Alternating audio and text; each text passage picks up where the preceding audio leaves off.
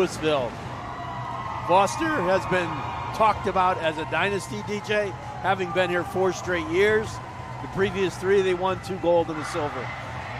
That word doesn't get thrown, it gets thrown around too often, and sometimes we don't reserve it for the truly special instances, truly special programs, and that is what Foster has. We talked about it a little bit in the previous games leading up to this one.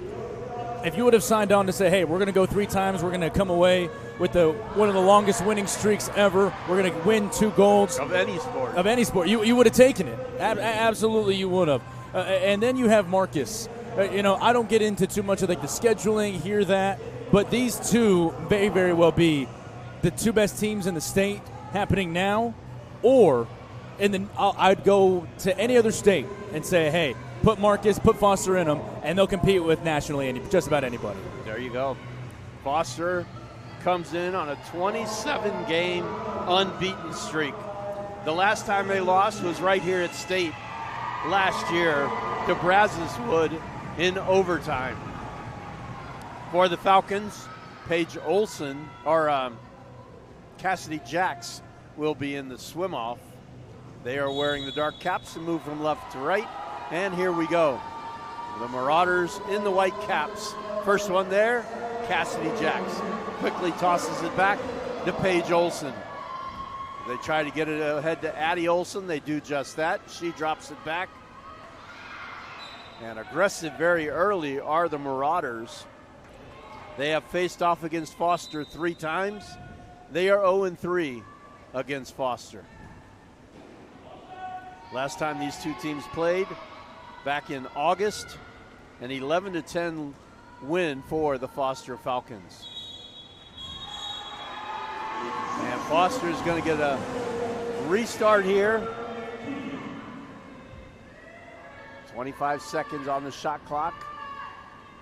Swing it to the near side. That's Paige Olson. Now back to the far side. Shot coming and a goal coming. So just like that, Isabella Phelps puts Foster on top. And Coach Colzer said that he would like to see his girls team get the first 3 goals, take the pressure off, and let them play their game without any fear. Well, being on the power play to open things up certainly will help things. And my favorite part when you go a woman up in this scenario is you don't like to wait. Going immediately after it is what you really like to see, and that was perfectly executed there by Foster. Marauders with the ball on the far side. If they try to work it across, they do. They overthrow. And picked up by Paige Olson. So the first foray into the attacking third goes for naught for Louisville. Now the Falcons, and a great job by Rawat in between the pipes. And I was watching her in practice, and you talk about somebody that can get up. She's already 6-something in height, and to watch her get up out of the water, amazing. Displayed it right there from close range. Hard enough having to defend east and west. If you can take away north, I mean, there's only 4 ways to go. That's a big piece of why she's one of the top goalkeepers in the state. That shot taken in by Jasmine Brown, as Sarah Marlin couldn't get a lot on it. They say that Sarah Marlin has one of the best outside shots. That ball off the post.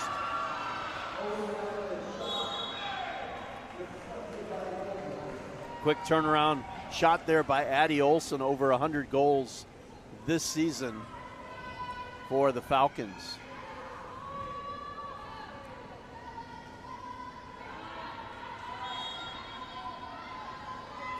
Maya McCowan with the ball, goes over her head now on the pass back.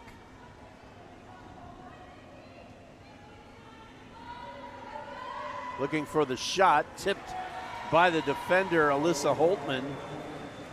And the keeper, Brown, will pick it up. The outlet to Jacks. Cassidy Jacks, one of the pure shot makers and shot finishers in this high school game. She is just a junior. 91 goals this season. She had 15 in the regional tournament alone. Is that good? And that one kissed in off the post on the long shot by Cassidy Jacks, right on cue. It's almost like we study up for a reason, Lou, but the second one just floated right back over. And being able to find an attack where you can also attack with velocity and with touch really rounds out a scorer. Coach Colzer is 2/3 of the way to what he asked his team to do, which was get the first 3 goals of this game. Ball into the hands of Nyla De La Rosa. And they're going to be on the power play now at the point, moving in, shooting, and leaving it wide was Addison Van Dusen. A very young Marcus Marauders team. They have just one senior in this group. That is Courtney Smith. She wears cap number 8. Foster on the attack once again. Long pass over and a shot, and Rawat gets up and knocks down the attempt by the sophomore Paige Olson.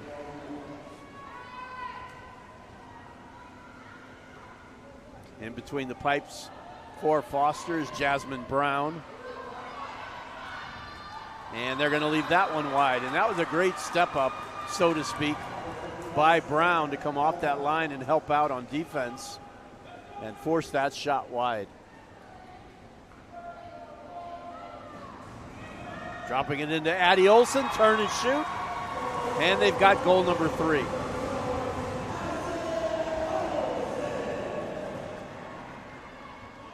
So 3:53 in, Foster up 3-0. Exactly what the coach told him he wanted to do. Coach asks, up to the players to deliver.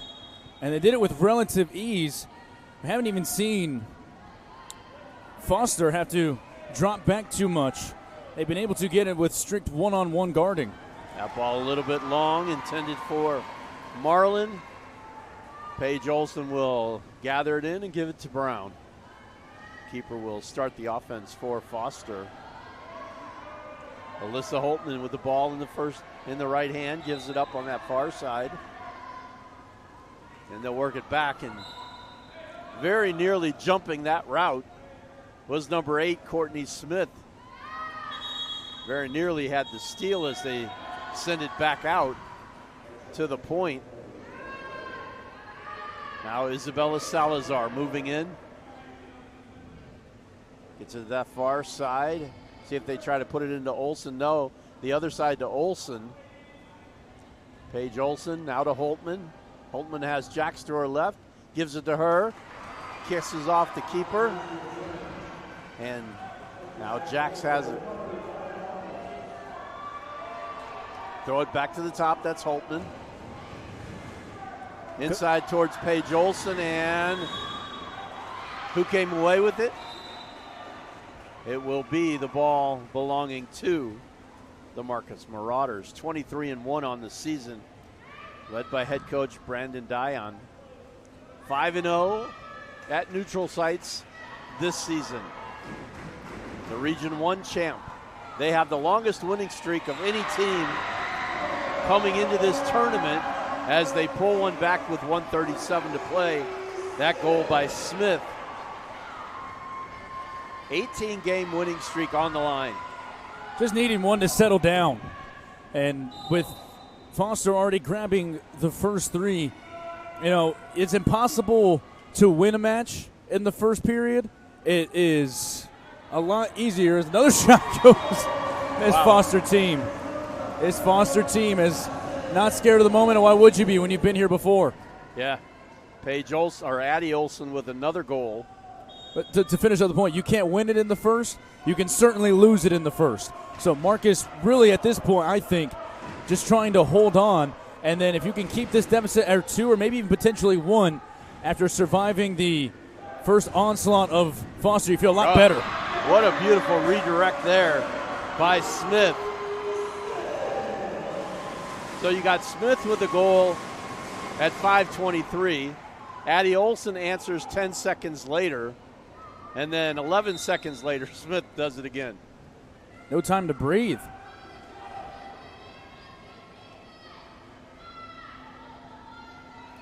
Salazar with the ball in the right hand, trying to set the offense in the attacking third for this Foster team. Now the ball back to Salazar, guarded by Smith. Gives it up to Addie Olson. Addison Olson to the point, and they got the ball moving now. Long shot over everything as the shot clock was winding down. Good job there by Marcus to be able to force Foster to use that entire 30 seconds. The Marauders allowed their defense to stretch out, but they also made sure that if you're going to do that, you have to stay one-on-one. You have to make sure that nobody can get a passing lane off. That was a beautifully executed defensive stand. And that ball fired past Brown from Maya McCowan.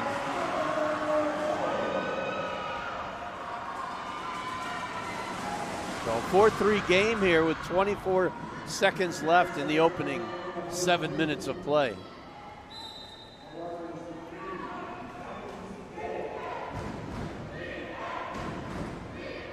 Salazar with the ball, guarded by Smith. Throws it outside to Paige Olson, now all the way across. Shot coming, blocked by Rawat, and out. It'll stay in the hands of the Falcons. Well, closing off that upper 90 at the very last second. That's a big stop, especially if this stays at 4-3 at the end of the first. Phelps out to Holtman. Holtman to Paige Olson, now in the middle, looking, and a whistle. And that's going to take us to the end of the first period. Foster on top, 4-3 over Marcus when we come back on the NFHS Network. Isabella Phelps in the swim off here for Foster to start the second period of play, and Phelps gets there first. Knocks it back to Paige Olson. Foster with a 1-goal lead coming in. Up ahead to Phelps. Phelps transitions it to the point, now all the way across. Falcons have it, looking very patient on offense at the moment, and that was a shot that looked like it was headed into the lower corner by Jacks. It went just wide. And now Marcus with an opportunity to level this game after trailing 3-0 at one point.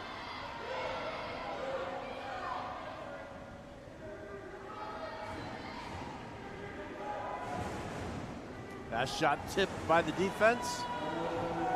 Salazar will pick it up, give it to her keeper, Jasmine Brown. Both keepers have been outstanding here. Even though it's a 4-3 game at the moment, they have both made some remarkable saves early to keep this one close. Salazar with the ball, guarded by Smith. Tight marking from Marcus. Phelps into the middle to Paige Olson. Her shot goes wide. I think that one slipped out of the hand as she took it. Can't imagine why that would have happened.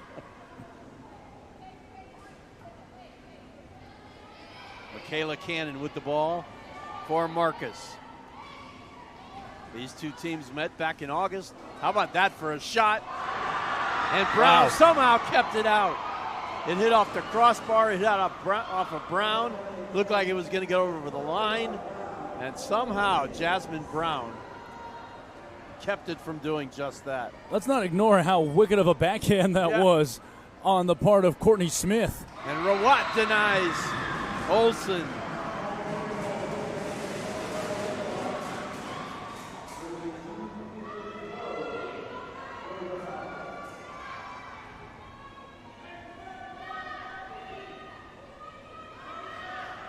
Paige Olson throws it back to the point to Cassidy Jacks. She winds up, and Jacks finishes with the 5th goal of the day for Foster. Now, what I've come to enjoy as this tournament has gone on is the pace that significantly picks up in the second. Because the first is a lot of feeling each other out, trying to understand what the other is doing, and then the second, you deploy whatever you want. That's the best way to counteract that. We've seen that from both sides in this second period. Brown with another stop. And a scrum for the loose ball, to use a rugby term. And Foster will come away with it.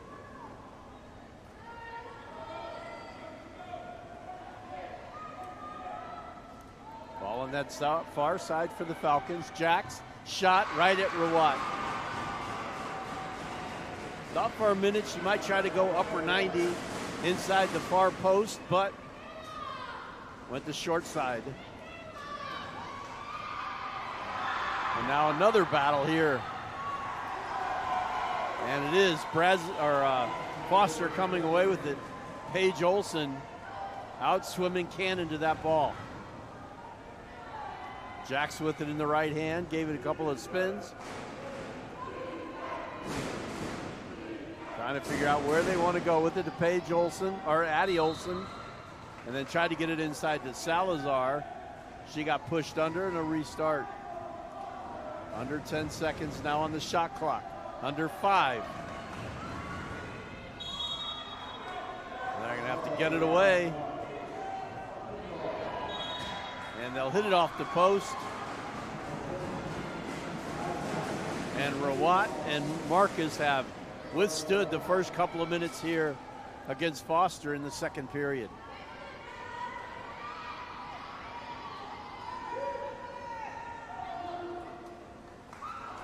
Not that time. Marcus and another goal from Courtney Smith. She has 3. Well, she just had that backhand a second ago. This one a little bit easier, kind of point-blank range. Just finds another diagonal angle to cross. And if you're Marcus, for all of the hoopla of the first period, you have to like the position you're in. So Smith with 3 goals for Marcus. Her team down 1 at 5-4.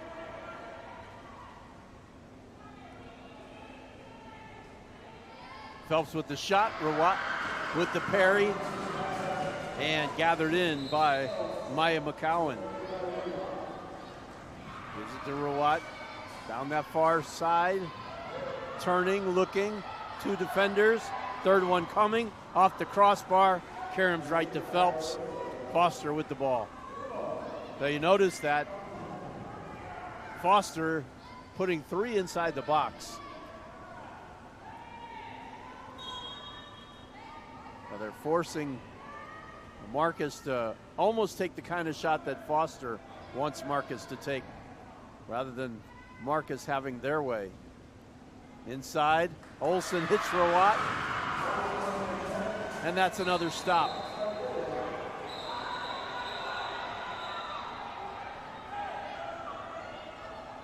They throw it to the near side official. And it's going to come back to Marcus. The Marauders 23-1 on the season. They beat Grand Oaks and South Lake Carroll in the regional tournament. In the semis, they won 16-1. In the final, 15-9. Here in the state semis, down 1 with 2:36 to play till halftime.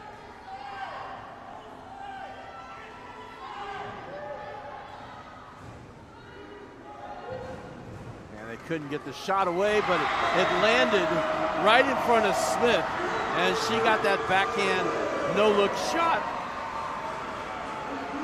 How long has she been waiting for that one? She feels comfortable enough with it. She has the upper body strength and the torque to be able to pull off that shot without tipping it too much so that Marcus can slide over and make the play. Marcus has done a good job weathering the storm in this first half. So it's 5-5 after a 3-0 lead for Foster. They threatened to run away with it, and Marcus has worked their way back with some tight defense and some incredible shots. And that should go against Marcus. It will. Power play coming for the Foster Falcons. Phelps lofting it across, and Missouri Garcia will chase it down for Foster. Garcia throws it to Olsen at the point. Paige Olsen. Phelps blocked by Rawat. Addie Olsen right there to smack it home. So Addie Olsen got the rebound off of Rawat. She's got 3 on the day. Foster has 6. What did you say earlier? What do great scorers do? They always seek out second chance opportunities. They're going to come more often than not, and especially with a wingspan in goal, you're going to see a lot of ricochets and opportunities to capitalize. Marcus with the ball on that far side now. Zuri Garcia defending for Foster. They throw it back to the point. Shot coming, hits the crossbar, and Brown will scoop it up.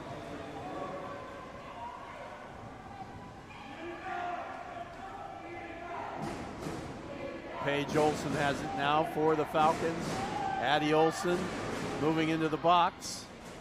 To Phelps now. Interesting that Marcus has gone to one-on-one defense against Addie Olson. To Cassidy Jacks, and Rawat moving to her right. Gets the stop. Lofts it down. And here is Smith. Smith trying to get it to goal. Knocked from behind by Olson, and she's going to get called for the foul, and she is going to leave. Power play coming for the Marauders with 27 seconds.